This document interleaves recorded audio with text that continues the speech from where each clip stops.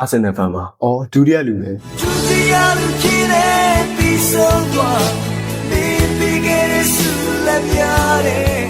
ကဲပရီးမီးယားလိဂ်ပွဲတွေစနေပြီဆိုတော့ဂျုံးတွေကအသင်း20ဖန်တွေရဲ့အရင်နှစ်တုန်းကအနာဟောင်းနေပြန်ဆွကြည့်လိုက်အောင်။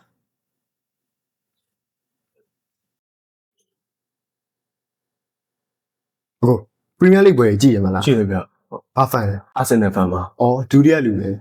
က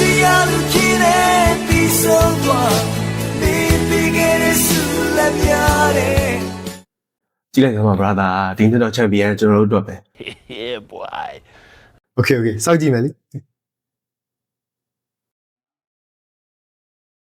ဟုတ်ဘာအသင်းဖန်လဲ ရွှေအောင်ကြိုးကြဖန်လေးဗျာ ။အော်လီဗာပူးဖန်ပဲ။ဒါပေါ့အရင်နှစ်တုန်းကချန်ပီယံဆုရတာပဲ။ဒီနှစ်ကဘယ်လိုဖြစ်မယ်ထင်လဲ ဒီနေ့ပြလည်းသိလို့လားဗျာခြေတန်းတွေကိုပဲကြည့်လိုက်လေ ။ဒါကတော့မာရိဇာတချင်းကိုလက်ကင်ထားတဲ့သူပဲ။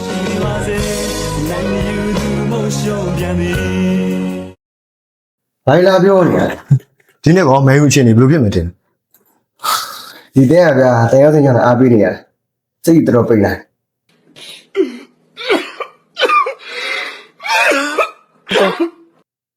ကဲမိန်းကလေးတွေရောဘောလုံးပွဲအကြောင်းဘယ်လောက်သိလဲမေးကြည့်ကြည့်အောင်။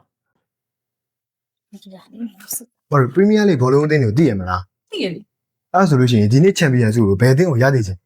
မန်ယူလေ ။အမအောင် မန်ယူပဲ ဒီကောင်ဘာဖြစ်လို့အကုန်လုံးကမန်ယူပဲဖြစ်နေကြ อ๋อဒါလားကိုကြီးကမန်ယူဖန်လေအဲ့ဒါမန်ယူရှုံးလာရင်နေ့ဆိုလို့ရှင်စီလိုပေါက်ချပြီးစုတာဘာလို့လို့အကောင်းကိုမမြင်ဘူးစိတ်နဲ့ကိုယ်တိုင်လည်းမကတ်လို့ပါပဲဟာ ။အော် ဟဲ့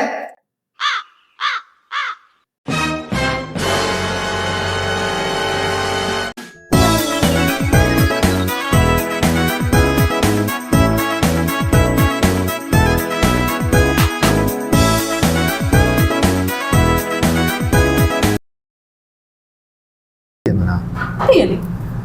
ဟာဟိုဘာလဲ။ဘာလဲ what the fuck ဒါဆိုဒီနေ့ အဲ့ဒါဆိုဒီနေ့အဲ့ဒါ ပြီးတော့လို့ရှင် ဖရတယ်ဘယ်လိုလဲစာရလေးနေဟိုမစတက်ခဲ့လို့မရဘူးသူ့